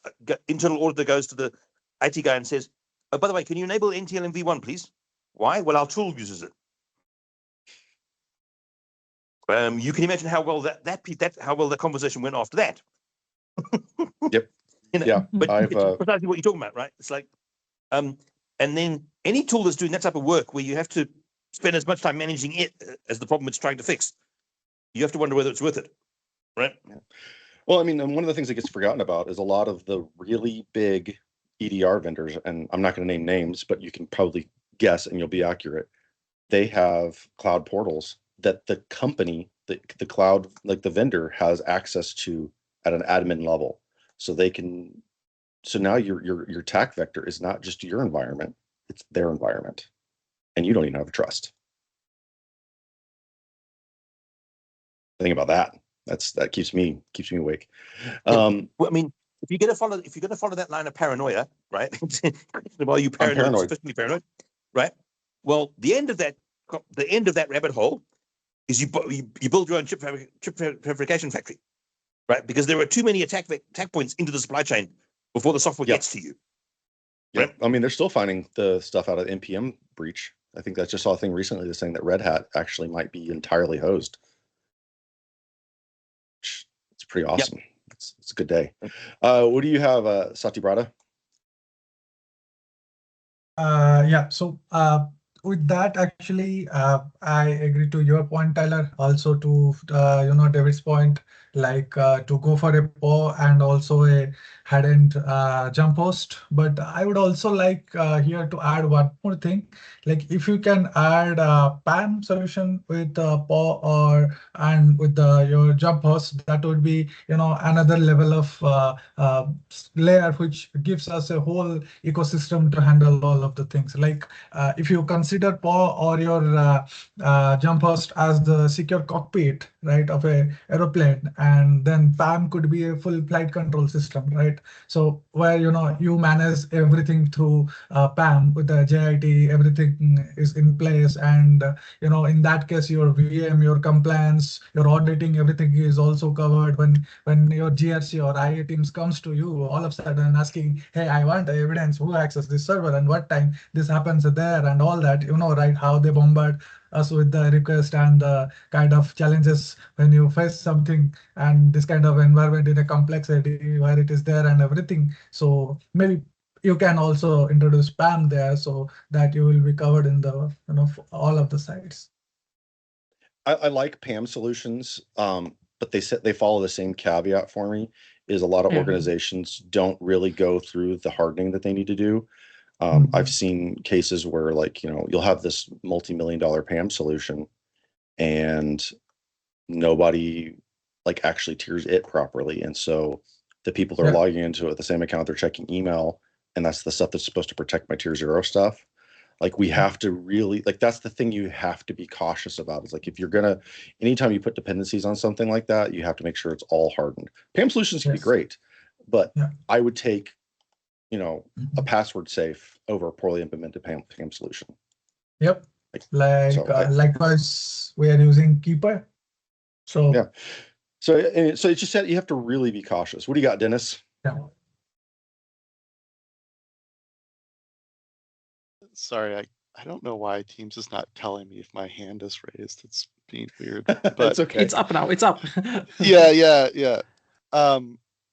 So you were talking about the PAW versus jump host thing, and I made my comment why not both? And so I mean, I think it can be kind of environment dependent, and then I think I forget who made the comment don't be an admin on your own jump host, right? So, and I think ultimately what I'm saying is it boils down to what are you controlling for? So obviously having a secure jump host gets you some benefit of, okay, I'm launching my admin sessions from here. I can't inject things into it. You can control that side of it. One of the things we've seen value in from my perspective in using jump hosts is in a small environment, it can be okay, but in a large environment, having a common subnet that you're coming from to do things is sometimes more easily achieved with a jump host than necessarily having a physical PAW subnet. And then you also consider if you have external vendors, so if you happen to outsource or something like that, getting someone access to a jump host using some modern control scheme like Entra or whatnot, where you have conditional access and other strong factors, right? Then you can use the jump host itself as kind of your network entry point, and then you can have a separate control and you can layer on top of it. And doing it that way can also be a phased maturity approach, right? So I'm going to start with, I'll have this secure jump host. I'm going to do something. And then if you want to manage the keyboard later, okay, cool. I functionally add a new conditional access policy that says manage device, right? Everything else kind of stays the same.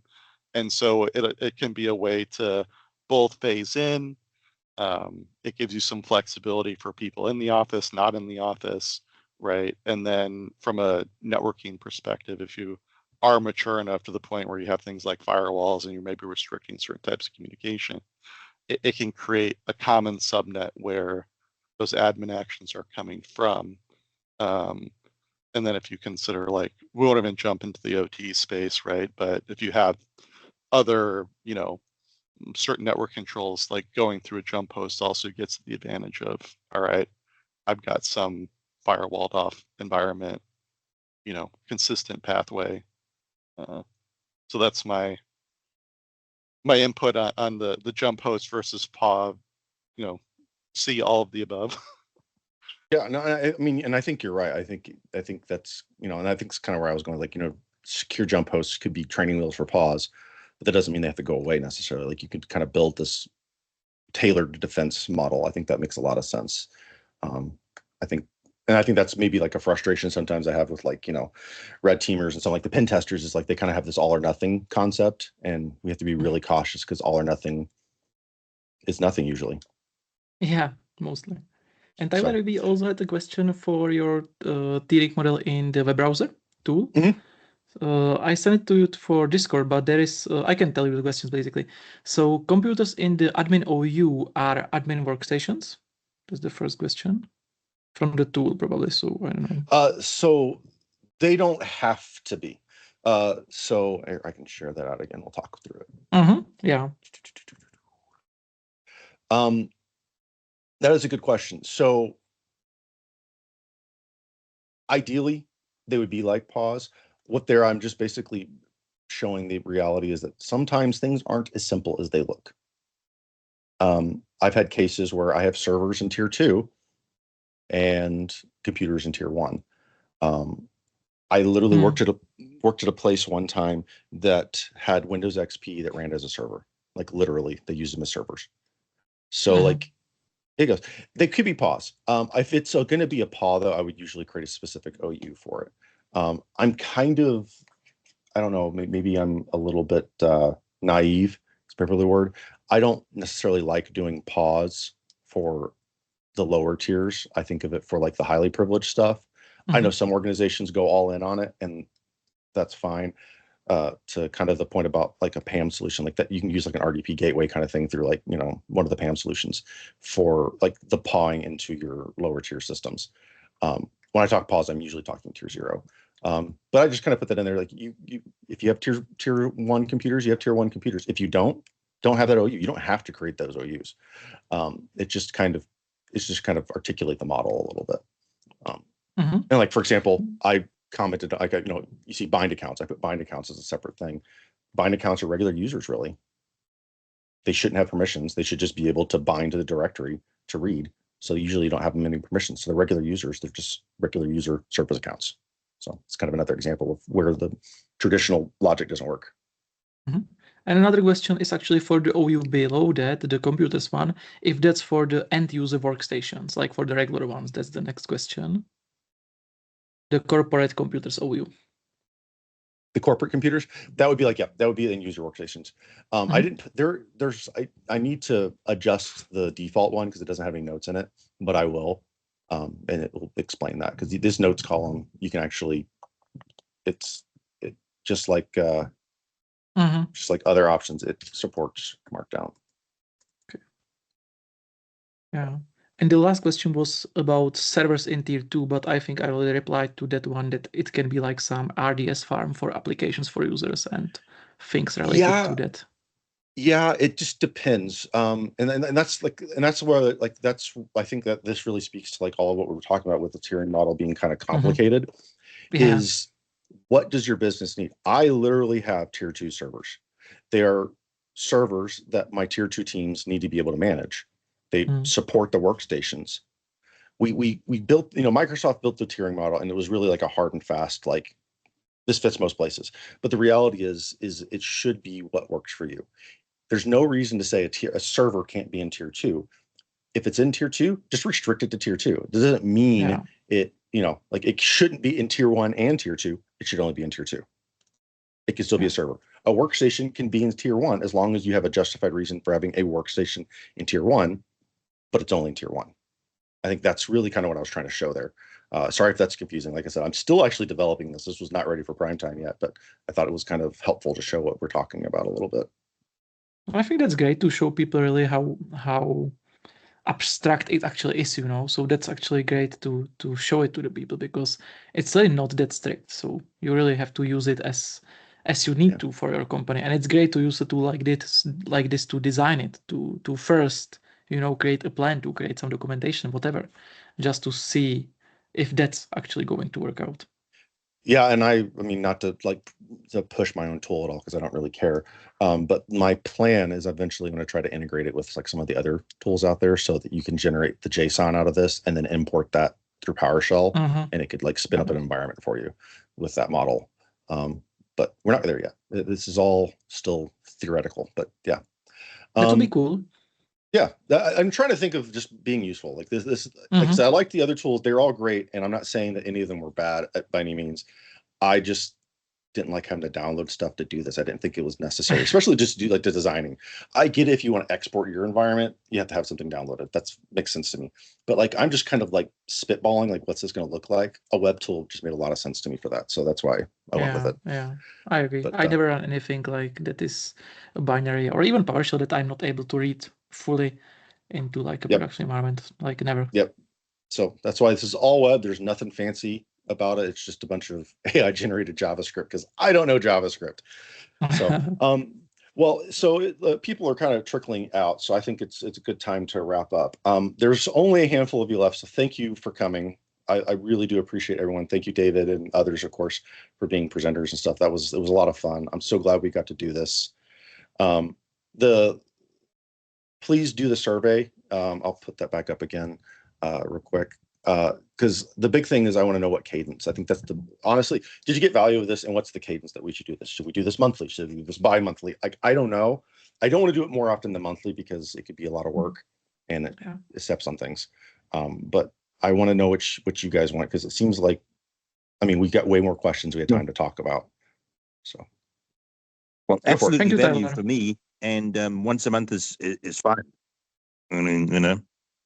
Cool. Well, if you're not part of the AD subreddit, I encourage you to just check it out. You don't have to join. You don't have to do anything. Just at least look at the wiki and stuff. There's tons of resources there. There's some really smart people. And I'm Pullman Jim. If you didn't see that before, that's who I am. So if you find Pullman Jim on Reddit, I will happily reach out to you.